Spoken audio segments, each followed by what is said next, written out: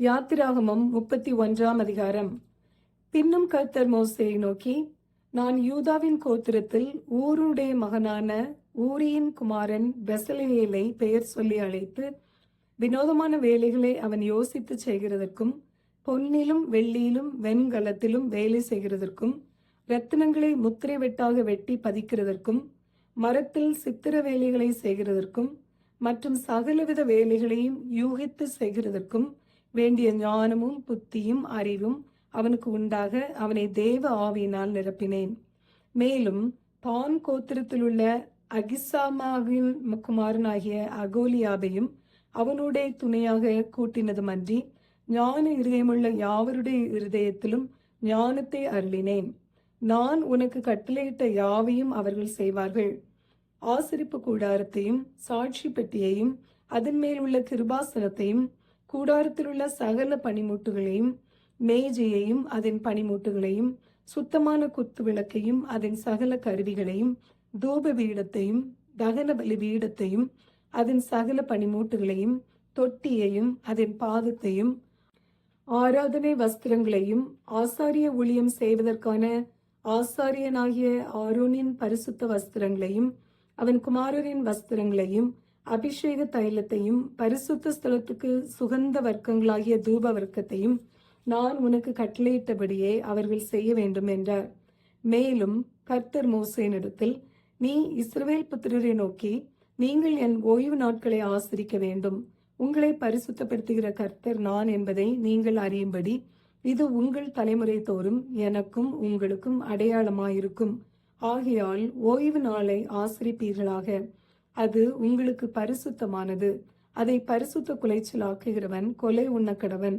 அதிலே வேலை செய்கிற எந்த ஆத்மாவும் தன் ஜனத்தில் நடுவில் இராதபடிக்கு அறுப்புண்டு போவான். 6 நாளும் வேலை செய்யலாம். 7ஆம் நாளோ வேலை ஒளிந்திருக்கும் ஓய்வு நாள். அது கர்த்தருக்கு பரிசுத்தமானது. ஓய்வு நாளில் வேலை செய்கிறவன் எவனும் கொலை செய்யப்பட வேண்டும். ஆகையால் இஸ்ரவேல் புத்திரர் தங்கள் தலைமுறை தோறும் ஓய்வு நாளை நித்திய உடன்படிக்கையாக ஆசரிக்கும்படி அதை கை கொள்ள கடவர்கள். அது என்றைக்கும் எனக்கும் இஸ்ரவேல் புத்திரருக்கும் அடையாளமாயிருக்கும். 6 நாளைக்குள்ளே கர்த்தர் வானத்தையும் பூமியையும் உண்டாக்கி 7ஆம் நாளிலே ஓய்ந்திருந்து பூரித்தார் என்றார். சீனாய் மலையில் அவர் மோசேயோட பேசி முடிந்த பின் தேவனுடைய விரலினால் எழுதப்பட்ட கற்பலகைகளாகிய சாட்சியின் 2 பலகைகளை அவனிடத்தில் கொடுத்தார். யாத்திராகமம் 31 அதிகாரம் நிறைவு பெறுகிறது. யாத்திராகமம் 32 அதிகாரம். மோசே மலையிலிருந்து இறங்கி வர தாமதிக்கிறதை ஜனங்கள் கண்டபோது அவர்கள் ஆரோனிடத்தில் கூட்டம் கூடி அவனை நோக்கி, எகிப்து தேசத்திலிருந்து எங்களை அழைத்து கொண்டு வந்த அந்த மோசேக்கு என்ன சம்பவித்ததோ அறியோம். ஆதலால் நீர் எழுந்து எங்களுக்கு முன் செல்லும் தெய்வங்களை எங்களுக்காக உண்டு பண்ணும் என்றார்கள். அதற்கு ஆரோன், உங்கள் மனைவிகள் குமாரர் குமார்த்திகளுடைய காதுகளில் இருக்கிற பொன் அணிகளை கழற்றி என்னிடத்தில் கொண்டு வாருங்கள் என்றான். ஜனங்கள் எல்லாரும் தங்கள் காதுகளில் இருந்த பொன் அணிகளை கழற்றி ஆரோனிடத்தில் கொண்டு வந்தார்கள். அவர்கள் கையிலிருந்து அவன் அந்த பொன்னை வாங்கி சிற்ப கருவியினால் கருப்பிடித்து ஒரு கன்றுக்குட்டியை வார்ப்பித்தான். அப்பொழுது அவர்கள், இஸ்ரவேலரே, உங்களை எகிப்து தேசத்திலிருந்து அழைத்து கொண்டு வந்த உங்கள் தெய்வங்கள் இவைகளே என்றார்கள். ஆரோன் அதை பார்த்து அதற்கு முன்பாக ஒரு பலிபீடத்தை கட்டி, நாளைக்கு கர்த்தருக்கு பண்டிகை என்று கூறினான்.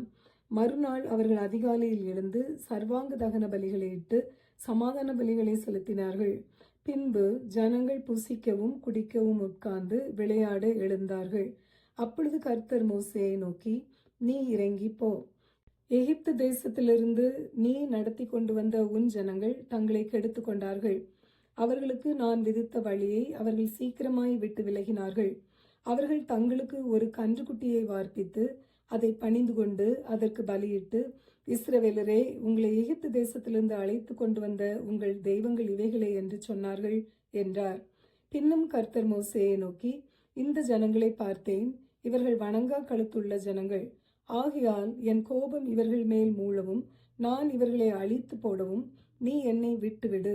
உன்னை ஒரு பெரிய ஜாதியாக்குவேன் என்றார். மோசே தன் தேவனாகிய கர்த்தரை நோக்கி, கர்த்தாவே, தேவரீர் மகாபலத்தினாலும் வல்லமையுள்ள கையினாலும் எகிப்து தேசத்திலிருந்து புறப்பட பண்ணின உம்முடைய ஜனங்களுக்கு விரோதமாக உம்முடைய கோபம் பற்றி எறிவதென்ன? மலைகளில் அவர்களை கொன்று போடவும் பூமியின் மேல் இராதபடிக்கு அவர்களை நிர்மூலமாக்கவும் அவர்களுக்கு தீங்கு செய்யும் பொருட்டே அவர்களை புறப்பட பண்ணினார் என்று எகிப்தியர் சொல்லுவானேன்? உம்முடைய கோபத்தின் உக்கிரத்தை விட்டு திரும்பி உமது ஜனங்களுக்கு தீங்கு செய்யாதபடிக்கு அவர்கள் மேல் பரிதாபம் கொள்ளும். உமது தாசராகிய ஆபிரகாமையும் ஈசாக்கையும் இஸ்ரவேலையும் நினைத்தருளும்.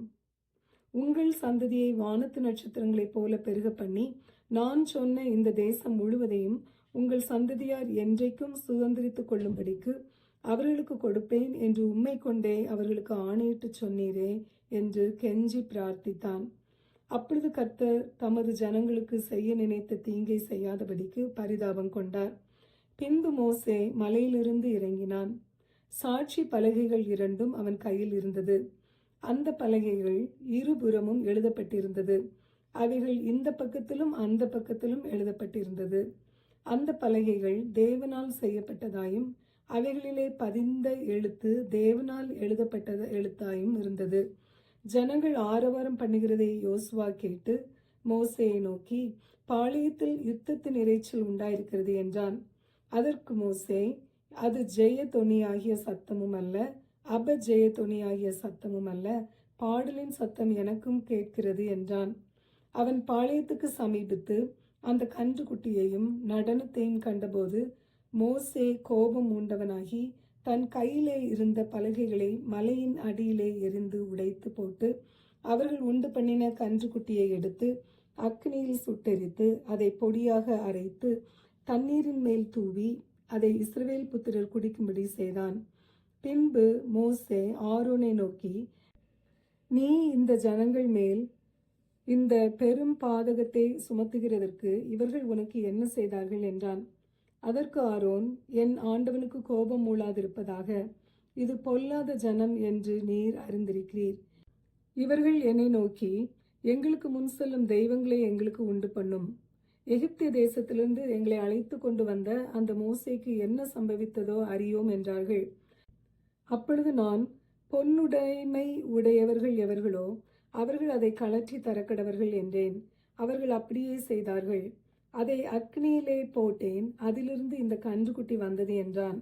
ஜனங்கள் தங்கள் பகைவர்களுக்குள் அவமானப்படத்தக்கதாக ஆரோன் அவர்களை நிர்வாணமாக்கி இருந்தான். அவர்கள் நிர்வாணமாயிருக்கிறதை மோசே கண்டு பாளையத்தின் வாசலில் நின்று, கர்த்தருடைய பட்சத்தில் இருக்கிறவர்கள் யார்? அவர்கள் என்னிடத்தில் சேரக்கடவர்கள் என்றான். அப்பொழுது லேவியின் புத்திரர் எல்லாரும் அவனிடத்தில் கூடி வந்தார்கள். அவன் அவர்களை நோக்கி, உங்களில் ஒவ்வொருவனும் தன் பட்டயத்தை தன் அறையிலே கட்டிக்கொண்டு பாளையமெங்கும் உள்ளும் புறம்பும் வாசலுக்கு வாசல் போய் ஒவ்வொருவனும் தன் தன் சகோதரனையும் ஒவ்வொருவனும் தன் தன் சிநேகிதனையும் ஒவ்வொருவனும் தன் தன் அயலானையும் கொன்று போட கடவன் என்று இஸ்ரவேலின் தேவனாகிய கர்த்தர் சொல்லுகிறார் என்றான். லேவியின் புத்திரர் மோசே சொன்னபடியே செய்தார்கள். அந்நாளில் ஜனங்களில் ஏறக்குறைய 3000 பேர் விழுந்தார்கள்.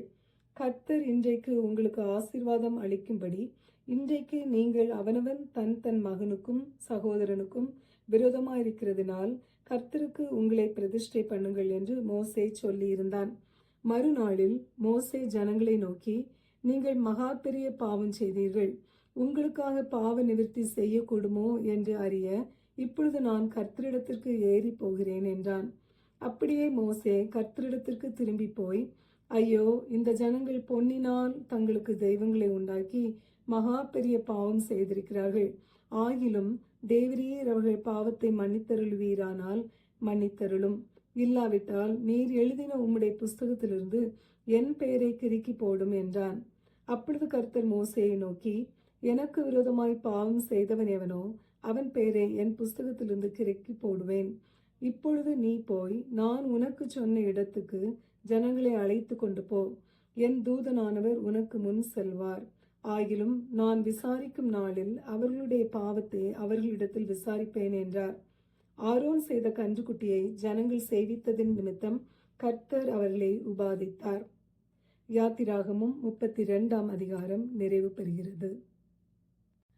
யாத்திராகமம் 33ஆம் அதிகாரம். கர்த்தர் மோசேயை நோக்கி, நீயும் எகிப்து தேசத்திலிருந்து நீ அழைத்து கொண்டு வந்த ஜனங்களும் இவ்விடத்தை விட்டு புறப்பட்டு உன் சந்ததிக்கு கொடுப்பேன் என்று நான் ஆபிரகாமுக்கும் ஈசாக்குக்கும் யாக்கோபுக்கும் ஆணையிட்டு கொடுத்த பாலும் தேனும் ஓடுகிற தேசத்துக்கு போங்கள். நான் ஒரு தூதனை உங்களுக்கு முன்பாக அனுப்பி கானானியனையும் எமோரியனையும் ஏத்தியனையும் பெரிசியனையும் ஏவியனையும் எபூசியனையும் துரத்தி விடுவேன்.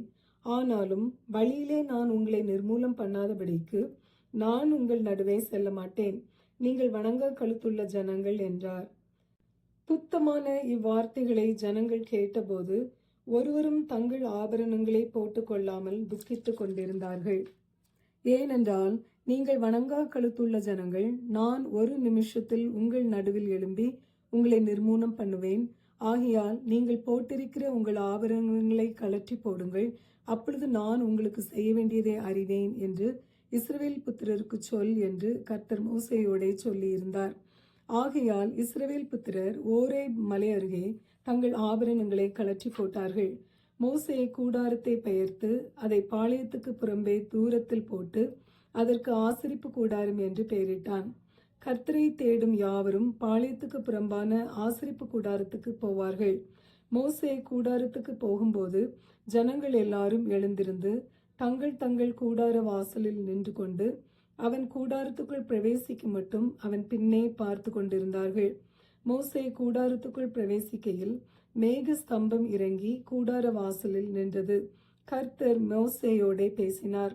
ஜனங்கள் எல்லாரும் மேக ஸ்தம்பம் கூடார வாசலில் நிற்க கண்டார்கள். ஜனங்கள் எல்லாரும் எழுந்திருந்து தங்கள் தங்கள் கூடார வாசலில் பணிந்து கொண்டார்கள். ஒருவன் தன் சிநேகிதனோடே பேசுவது போல கர்த்தர் மோசேயோடே முகமுகமாய் பேசினார். பின்பு அவன் பாளையத்துக்கு திரும்பினான். நூனின் குமாரனாகிய யோசுவா என்னும் அவனுடைய பணிவிடைக்காரனாகிய வாலிபன் வாசரிப்பு கூடாரத்தை விட்டு பிரியாதிருந்தான். மோசே கர்த்தரை நோக்கி, தேவரீர் இந்த ஜனங்களை அழைத்து கொண்டு போ என்று சொன்னீர். ஆகிலும் என்னோட கூட இன்னாரை அனுப்புவேன் என்பதை எனக்கு நீர் அறிவிக்கவில்லை என்றாலும் என்னை பெயர் சொல்லி அழைத்து அறிந்திருக்கிறேன் என்றும் என் கண்களில் உனக்கு கிருபை கிடைத்தது என்றும் தேவரீர் சொன்னதுண்டே. உம்முடைய கண்களில் இப்பொழுது எனக்கு கிருபை கிடைத்ததானால் நான் உம்மை அறிவதற்கும் உம்முடைய கண்களில் எனக்கு கிருபை கிடைப்பதற்கும் உம்முடைய வழியை எனக்கு அறிவியும். இந்த ஜாதி உம்முடைய ஜனமென்று நினைத்தருளும் என்றான். அதற்கு அவர், என் சமூகம் உனக்கு முன்பாக செல்லும், நான் உனக்கு இளைப்பாறுதல் தருவேன் என்றார். அப்பொழுது அவன் அவரை நோக்கி, உம்முடைய சமூகம் என்னோட கூட செல்லாமற் போனால் எங்களை இவ்விடத்திலிருந்து கொண்டு போகாதிரும். எனக்கும் உமது ஜனங்களுக்கும் உம்முடைய கண்களிலே கிருபை கிடைத்ததென்பது எதினால் அறியப்படும்? நீர் எங்களோட வருவதனால் அல்லவா? இப்படியே பூமியின் மேலுள்ள ஜனங்கள் எல்லாரிலும் நானும் உம்முடைய ஜனங்களும் விசேஷித்தவர்கள் என்று விளங்கும் என்றான். அப்பொழுது கர்த்தர் மோசேயை நோக்கி, நீ சொன்ன இந்த வார்த்தையின்படியே செய்வேன். என் கண்களில் உனக்கு கிருபை கிடைத்தது, உன்னை பெயர் சொல்லி அழைத்து அறிந்திருக்கிறேன் என்றார். அப்பொழுது அவன், உம்முடைய மகிமையை எனக்கு காண்பித்தருளும் என்றான். அதற்கு அவர், என்னுடைய தயையை எல்லாம் நான் உனக்கு முன்பாக கடந்து போக பண்ணி கர்த்தருடைய நாமத்தை உனக்கு முன்பாக கூறுவேன். எவன் மேல் கிருபையாயிருக்க சித்தமாயிருப்பேனோ அவன் மேல் கிருபையாயிருப்பேன், எவன் மேல் இரக்கமாயிருக்க சித்தமாயிருப்பேனோ அவன் மேல் இரக்கமாயிருப்பேன் என்று சொல்லி, நீ என் முகத்தை காண மாட்டாய், ஒரு மனுஷனும் என்னை கண்டு உயிரோடு இருக்கக்கூடாது என்றார். பின்னும் கர்த்தர், இதோ என் அண்டையில் ஒரு இடம் உண்டு, நீ அங்கே கன்மலையில் நில்லு. என் மகிமை கடந்து போகும்போது நான் உன்னை அந்த கன்மலையின் வெடிப்பிலே வைத்து நான் கடந்து போக மட்டும் என் கரத்தினால் உன்னை மூடுவேன். பின்பு என் கரத்தை எடுப்பேன், அப்பொழுது என் பின் பக்கத்தை காண்பாய், என் முகமோ காணப்படாது என்றார். யாத்திராகமம் 33ஆம் அதிகாரம் நிறைவு பெறுகிறது. யாத்திராகமம் 34ஆம் அதிகாரம். கர்த்தர் மோசேயை நோக்கி, முந்தின கற்பலகைகளுக்கு ஒத்த 2 கற்பலகைகளை இழைத்துக்கொள். நீ உடைத்து போட்ட முந்தின பலகைகளில் இருந்த வார்த்தைகளை அவைகளில் எழுதுவேன். விடியற்காலத்தில் நீ ஆயத்தமாகி சீனாய் மலையில் ஏறி அங்கே மலையின் உச்சியில் காலமே என் சமூகத்தில் வந்து நில். உன்னோடே ஒருவனும் அங்கே வரக்கூடாது, மலையிலெங்கும் ஒருவனும் காணப்படவும் கூடாது. இந்த மலையின் சமீபத்தில் ஆடு மாடு மேயவும் கூடாது என்றார். அப்பொழுது மோசே முந்தின கற்பலகைகளுக்கு ஒத்த 2 கற்பலகைகளை இழைத்து அதிகாலமே எழுந்திருந்து கர்த்தர் தனக்கு கட்டளையிட்டபடியே அவ்விரண்டு கற்பலகைகளையும் தன் கையிலே எடுத்துக்கொண்டு சீனாய் மலையில் ஏறினான். கர்த்தர் ஒரு மேகத்தில் இறங்கி அங்கே அவன் அருகே நின்று கர்த்தருடைய நாமத்தை கூறினார். கர்த்தர் அவனுக்கு முன்பாக கடந்து போகிறபோது, கர்த்தர் கர்த்தர் இரக்கமும் கிருபையும் நீடிய சாந்தமும் மகா தயையும் சத்தியமும் உள்ள தேவன், 1000 தலைமுறைகளுக்கு இரக்கத்தை காக்கிறவர், அக்கிரமத்தையும் மீறுதலையும் பாவத்தையும் மன்னிக்கிறவர், குற்றவாளியை குற்றமற்றவனாக விடாமல் பிதாக்கள் செய்த அக்கிரமத்தை பிள்ளைகளிடத்திலும் பிள்ளைகளுடைய பிள்ளைகளிடத்திலும் 3ஆம் 4ஆம் தலைமுறை மட்டும் விசாரிக்கிறவர் என்று கூறினார். மோசே தீவிரமாக தரை மட்டும் குனிந்து பணிந்து கொண்டு, ஆண்டவரே, உம்முடைய கண்களில் எனக்கு கிருபை கிடைத்ததானால் எங்கள் நடுவில் ஆண்டவர் எழுந்தருள வேண்டும். இந்த ஜனங்கள் வணங்கா கழுத்துள்ளவர்கள். நீரோ எங்கள் அக்கிரமத்தையும் எங்கள் பாவத்தையும் மன்னித்து எங்களை உமக்கு சுதந்திரமாக ஏற்றுக்கொள்ளும் என்றான். அதற்கு அவர், இதோ நான் ஒரு உடன்படிக்கை பண்ணுகிறேன். பூமி எங்கும் எந்த ஜாதிகளிடத்திலும் செய்யப்படாத அதிசயங்களை உன் ஜனங்கள் எல்லாருக்கு முன்பாகவும் செய்வேன். உன்னோடே கூட இருக்கிற ஜனங்கள் எல்லாரும் கர்த்தருடைய செய்கையை காண்பார்கள். உன்னோடே கூட இருந்து நான் செய்யும் காரியம் பயங்கரமாயிருக்கும். இன்று நான் உனக்கு கட்டளையிடுகிறதை கைக்கொள். எமோரியனையும் கானானியனையும் ஏத்தியனையும் பெரிசியனையும் ஏவியனையும் எபூசியனையும் உனக்கு முன்பாக துரத்தி விடுகிறேன். நீ போய் சேருகிற தேசத்தின் குடிகளோடு உடன்படிக்கை பண்ணாதபடிக்கு எச்சரிக்கையாயிரு. பண்ணினால் அது உன் நடுவில் கண்ணியாயிருக்கும். அவர்களுடைய பலிபீடங்களை இடித்து அவர்கள் சிலைகளை தகர்த்து அவர்கள் தோப்புகளை வெட்டி போடுங்கள். கர்த்தருடைய நாமம் எரிச்சலுள்ளவர் என்பது. அவர் எரிச்சலுள்ள தேவனே. ஆகையால் அந்நிய தேவனை நீ பணிந்து கொள்ள வேண்டாம். அந்த தேசத்தின் குடிகளோடே உடன்படிக்கை பண்ணுவாயானால் அவர்கள் தங்கள் தேவர்களை சோர மார்க்கமாக பின்பற்றி தங்களுடைய தேவர்களுக்கு பலியிடுவார்கள். ஒருவன் உன்னை அழைக்கையில் நீ போய் அவன் பலிபீடத்திலே புசிப்பாய். அவர்கள் குமாரத்திகளில் உன் குமாரருக்கு பெண்களை கொள்ளுவாய். அவர்கள் குமாரத்திகள் தங்கள் தேவர்களை சோர மார்க்கமாய் பின்பற்றுவதும் அல்லாமல் உன் குமாரரையும் தங்கள் தேவர்களை சோர மார்க்கமாய் பின்பற்றும்படி செய்வார்கள். வார்ப்பிக்கப்பட்ட தெய்வங்களை உங்களுக்கு உண்டாக்க வேண்டாம். புளிப்பில்லா அப்ப பண்டிகையை நீங்கள் கைக்கொண்டு நான் உங்களுக்கு கட்டளையிட்டபடியே ஆபீப் மாதத்தில் குறித்த காலத்திலே 7 நாள் புளிப்பில்லா அப்பம் புசிக்க கடவீர்கள். ஆபீப் மாதத்திலே எகிப்திலிருந்து புறப்பட்டாயே. கற்பன் திறந்து பிறக்கிற யாவும் உன் ஆடு மாடுகளின் தலையீற்றான ஆண்கள் யாவும் என்னுடையவர்கள். கழுதையின் தலையீற்றை ஒரு ஆட்டுக்குட்டியால் மீட்டுக் கொள்வாயாக. அதை மீட்டு கொள்ளாதிருந்தால் அதன் கழுத்தை முறித்து போடு. உன் பிள்ளைகளில் முதற் பேரானவைகளை எல்லாம் மீட்டு கொள்ள வேண்டும். வெறும் கையோடே என் சந்நிதியில் ஒருவனும் வரக்கூடாது. 6 நாள் வேலை செய்து 7ஆம் நாளிலே ஓய்ந்திருப்பாயாக. விதைப்பு காலத்திலும் அறுப்பு காலத்திலும் ஓய்ந்திருப்பாயாக. கோதுமை அறுப்பின் முதற் பலனை செலுத்தும் 7 வாரங்களின் பண்டிகையையும் வருஷ முடிவிலே சேர்ப்பு கால பண்டிகையையும் ஆசரிப்பாயாக. வருஷத்தில் 3 தரம் உங்கள் ஆண் மக்கள் எல்லாரும் இஸ்ரவேலின் தேவனாயிருக்கிற கர்த்தராகிய ஆண்டவரின் சந்நிதியில் வரக்கடவர்கள். நான் புற ஜாதிகளை உங்கள் முன் நின்று துரத்திவிட்டு உங்கள் எல்லைகளை விஸ்தாரமாக்குவேன். வருஷத்தில் 3 தரம் உங்கள் தேவனாகிய கர்த்தருடைய சந்நிதிக்கு முன்பாக காணப்பட போயிருக்கும் போது ஒருவரும் உங்கள் தேசத்தை இச்சிப்பதில்லை. எனக்கு இடும் பலியின் இரத்தத்தை புளித்த மாவுடன் செலுத்த வேண்டாம். பஸ்கா பண்டிகையின் பலியை விடியற்காலம் வரைக்கும் வைக்கவும் வேண்டாம். உங்கள் நிலத்தில் முதல் விளைந்த முதற் பலனை உங்கள் தேவனாகிய கர்த்தரின் ஆலயத்துக்கு கொண்டு வாருங்கள். வெள்ளாட்டுக்குட்டியை அதன் தாயின் பாலிலே சமைக்க வேண்டாம் என்றார். பின்னும் கர்த்தர் மோசேயை நோக்கி, இந்த வார்த்தைகளை நீ எழுது. இந்த வார்த்தைகளின்படியே உன்னோடும் இஸ்ரவேலோடும் உடன்படிக்கை பண்ணினேன் என்றார். அங்கே அவன் அப்பம் புசியாமலும் தண்ணீர் குடியாமலும் இரவும் பகலும் 40 நாள் கர்த்தரோடே இருந்தான். அவன் 10 கற்பலைகளை ஆகிய உடன்படிக்கையின் வார்த்தைகளை பலகைகளில் எழுதினான். மோசே சாட்சி பலகைகள் 2ஐயும் தன் கையில் எடுத்துக்கொண்டு சீனாய் மலையிலிருந்து இறங்குகிற போது தன்னோடே அவர் பேசினதினாலே தன் முகம் பிரகாசித்திருப்பதை அவன் அறியாதிருந்தான். ஆரோனும் இஸ்ரவேல் புத்திரர் எல்லாரும் மோசேயை பார்க்கும்போது அவன் முகம் பிரகாசித்திருப்பதைக் கண்டு அவன் சமீபத்தில் சேர பயந்தார்கள். மோசே அவர்களை அழைத்தான்.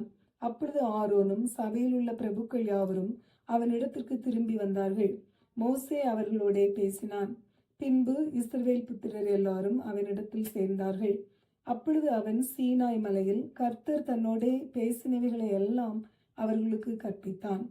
மோசே அவர்களோடே பேசி முடியும் அளவும் தன் முகத்தின் மேல் முக்காடு போட்டிருந்தான். மோசே கர்த்தருடைய சந்நிதியில் அவரோடே பேசும்படிக்கு உட்பிரவேசித்தது முதல் வெளியே புறப்படும் மட்டும் முக்காடு போடாதிருந்தான். அவன் வெளியே வந்து தனக்கு கற்பிக்கப்பட்டதை இஸ்ரவேல் புத்திரருடைய சொல்லும்போது இஸ்ரவேல் புத்திரர் அவன் முகம் பிரகாசித்திருப்பதை கண்டார்கள். மோசே அவரோடே பேசும்படிக்கு உள்ளே பிரவேசிக்கும் வரைக்கும் முக்காட்டை திரும்ப தன் முகத்தின் மேல் போட்டுக்கொள்ளுவான். யாத்திராகமம் 34ஆம் அதிகாரம் நிறைவு பெறுகிறது. யாத்திராகமம் 35ஆம் அதிகாரம். மோசே இஸ்ரவேல் புத்திரராகிய சபையார் எல்லாரையும் கூடி வரச் செய்து அவர்களை நோக்கி, நீங்கள் 6 நாள் வேலை செய்ய வேண்டும். 7ஆம் நாளோ உங்களுக்கு பரிசுத்த நாளாய் இருப்பதாக. அது கர்த்தருக்கென்று ஓய்ந்திருக்கும் ஓய்வு நாள். அதிலே வேலை செய்கிறவன் எவனும் கொலை செய்யப்பட கடவன். ஓய்வு நாளில் உங்கள் வாசஸ்தலங்களில் எங்கும் நெருப்பு மூட்டாதிருப்பீர்களாக என்னும் இவ்வார்த்தைகளை கை கொள்ளும்படி கர்த்தர் கட்டளையிட்டார் என்றான். பின்னும் மோசே இஸ்ரவேல் புத்திரராகிய சபையார் எல்லாரையும் நோக்கி, உங்களுக்கு உண்டானதிலே கர்த்தருக்கு ஒரு காணிக்கையை கொண்டு வந்து செலுத்துங்கள். மனம் உள்ளவன் எவனோ அவன் அதை கொண்டு வரட்டும். கர்த்தருக்கு செலுத்தும் காணிக்கை என்னவென்றால், பொன்னும் வெள்ளியும் வெண்கலமும் இளநீல நூலும் இரத்தாம்பர நூலும் சிவப்பு நூலும் மெல்லிய பஞ்சு நூலும் வெள்ளாட்டு மயிரும் சிவப்பு தீர்த்த ஆட்டுக்கடா தோலும் தகசு தோலும் சித்தீம் மரமும் விளக்குக்கு எண்ணெயும் அபிஷேக தைலத்துக்கு பரிமள வர்க்கங்களும் தூபத்திற்கு சுகந்த வர்க்கங்களும் ஆசாரியனுடைய ஏபோத்திலும் மார்பதக்கத்திலும் பதிக்கத்தக்க கோமேதகம் முதலிய இரத்தினங்களுமே. உங்களில் ஞான இருதயமுள்ள அனைவரும் வந்து கர்த்தர் கட்டளையிட்டவைகளை எல்லாம் செய்வார்களாக. வாசஸ்தலத்தையும் அதன் கூடாரத்தையும் அதன் மூடியையும் அதன் கொக்கிகளையும் அதன் பலகைகளையும் அதன் தாழ்பால்களையும் அதன் தூண்களையும் அதன் பாதங்களையும் பெட்டியையும் அதன் தண்டுகளையும் கிருபாசனத்தையும் மறைவின் திரைச்சீலையையும் மேஜையையும் அதன் தண்டுகளையும் அதன் சகல பனிமூட்டுகளையும் சமூக தப்பங்களையும் வெளிச்சம் கொடுக்கும் குத்து விளக்கையும் அதன் கருவிகளையும் அதன் அகல்களையும் வெளிச்சத்துக்கு எண்ணெயையும் தூப பீடத்தையும் அதன் தண்டுகளையும் அபிஷேக தைலத்தையும் சுகந்த தூப வர்க்கத்தையும் வாசஸ்தலத்தின் வாசலுக்கு தொங்கு திரையையும் தகன பலி பீடத்தையும் அதன் வெண்கல சல்லடையையும் அதன் தண்டுகளையும் அதன் சகல பனிமூட்டுகளையும் தொட்டியையும் அதன் பாதத்தையும் பிரகாரத்தின் தொங்கு திரைகளையும் அதன் தூண்களையும் அதன் பாதங்களையும் பிரகாரத்து வாசலின் தொங்கு திரையையும் வாசஸ்தலத்தின் முளைகளையும் பிரகாரத்தின் முளைகளையும் அவைகளின் கயிறுகளையும் பரிசுத்த ஸ்தலத்திலே ஆராதனை செய்வதற்குரிய வஸ்திரங்களையும் ஆசாரிய ஊழியம் செய்கிற ஆரோனின் பரிசுத்த வஸ்திரங்களையும் அவன் குமாரரின் வஸ்திரங்களையும் அவர்கள் செய்ய கடவர்கள் என்றான். அப்பொழுது இஸ்ரவேல் புத்திரராகிய சபையார் எல்லாரும் மோசேயின் சமூகத்தை விட்டு புறப்பட்டார்கள். பின்பு எவர்களை அவர்கள் இருதயம் எழுப்பி எவர்களை அவர்கள் ஆவி உற்சாகப்படுத்தினதோ அவர்கள் எல்லாரும் ஆசரிப்பு கூடாரத்தின் வேலைக்கும் அதன் சகல ஊழியத்திற்கும் பரிசுத்த வஸ்திரங்களுக்கும் ஏற்றவைகளை கர்த்தருக்கு காணிக்கையாக கொண்டு வந்தார்கள். மனப்பூர்வமுள்ள ஸ்திரீ புருஷர் யாவரும் அஸ்தகடகங்கள், காதணிகள், மோதிரங்கள், ஆரங்கள் முதலான சகலவித பொன் ஆபரணங்களையும் கொண்டு வந்தார்கள். கர்த்தருக்கு காணிக்கை செலுத்தின ஒவ்வொருவனும் பொன்னை காணிக்கையாக செலுத்தினான். இள நீல நூலையும் இரத்தாம்பர நூலையும் சிவப்பு நூலையும் மெல்லிய பஞ்சு நூலையும் வெள்ளாட்டு மயிரையும் சிவப்பு தீர்த்த ஆட்டுக்கடா தோலையும் தகுசு தோலையும் தங்களிடத்தில் வைத்திருந்த யாவரும் அவைகளை கொண்டு வந்தார்கள். வெள்ளியையும் வெண்கலத்தையும் கொடுக்கத்தக்க யாவரும் அவைகளை கர்த்தருக்கு காணிக்கையாக கொண்டு வந்தார்கள். பற்பல வேலைகளுக்கு உதவும் சீத்தீம் மரத்தை தங்களிடத்தில் வைத்திருந்த யாவரும் அவைகளை கொண்டு வந்தார்கள். ஞான இருதயமுள்ள ஸ்திரீகள் எல்லாரும் தங்கள் கைகளினால் தாங்கள் நூற்ற இள நீல நூலையும் இரத்தாம்பர நூலையும் சிவப்பு நூலையும் மெல்லிய பஞ்சு நூலையும் கொண்டு வந்தார்கள். எந்த ஸ்திரீகளுடைய இருதயம் ஞான எழுப்புதல் அடைந்ததோ அவர்கள் எல்லாரும் வெள்ளாட்டு மயிரை திரித்தார்கள். பிரபுக்கள் ஏபோத்திலும் மார்பதக்கத்திலும் பதிக்கும் கோமேதகம் முதலிய ரத்தினங்களையும் பரிமள வர்க்கங்களையும் விளக்கெண்ணெயையும் அபிஷேக தைலத்துக்கு சுகந்த வர்க்க தூபத்துக்கும் வேண்டியவைகளையும் கொண்டு வந்தார்கள். செய்யப்படும்படி கர்த்தர் மோசேயை கொண்டு கற்பித்த வேலைக்குரிய யாவையும் கொண்டு வர இஸ்ரவேல் புத்திரருக்குள் தங்கள் இருதயத்தில் உற்சாகமடைந்த ஸ்திரீ புருஷர் யாவரும் கர்த்தருக்கு காணிக்கையை மனப்பூர்வமாய் கொண்டு வந்தார்கள். பின்பு மோசே இஸ்ரவேல் புத்திரரை நோக்கி, பாருங்கள், கர்த்தர் யூதாவின் கோத்திரத்தில் ஊரின் மகனான ஊரியின் குமாரன் பெசலெயேலை பெயர் சொல்லி அழைத்து அவன் விசித்திரமான வேலைகளை யோகித்து செய்யவும் பொன்னிலும் வெள்ளியிலும் வெண்கலத்திலும் வேலை செய்யவும் இரத்தினங்களை முத்திரை வெட்டாக வெட்டி பதிக்கவும் மரத்தில் சித்திர வேலை செய்து சகல வினோதமான வேலைகளை செய்யவும் அவனுக்கு ஞானத்தையும் புத்தியையும் அறிவையும் அருளி அவன் சகலவித வேலைகளையும் செய்யும்படி தெய்வ ஆவியினாலே அவனை நிரப்பினார். அவன் இருதயத்திலும் தான் கோத்திரத்து அகிசாமின் குமாரனாகிய அகோலியாவின் இருதயத்திலும் போதிக்கும் வரத்தையும் அருளினார். சித்திர வேலையையும் சிற்ப வேலையையும் இள நீல நூலாலும் இரத்தாம்பர நூலாலும் சிவப்பு நூலாலும் மெல்லிய பஞ்சு நூலாலும் செய்யப்படும் விசித்திர தையல் வேலையையும் சகல விசித்திர நெசவு வேலைகளையும் வினோதமான வேலைகளை ஊகிக்கிறவர்களும் செய்கிறவர்களும் நிறைவேற்றும் சகலவித வேலைகளையும் செய்யும்படிக்கு அவர்களுடைய இருதயத்தை ஞானத்தினால் நிரப்பினார் என்றான். யாத்திராகமும் 35 அதிகாரம் நிறைவு பெறுகிறது.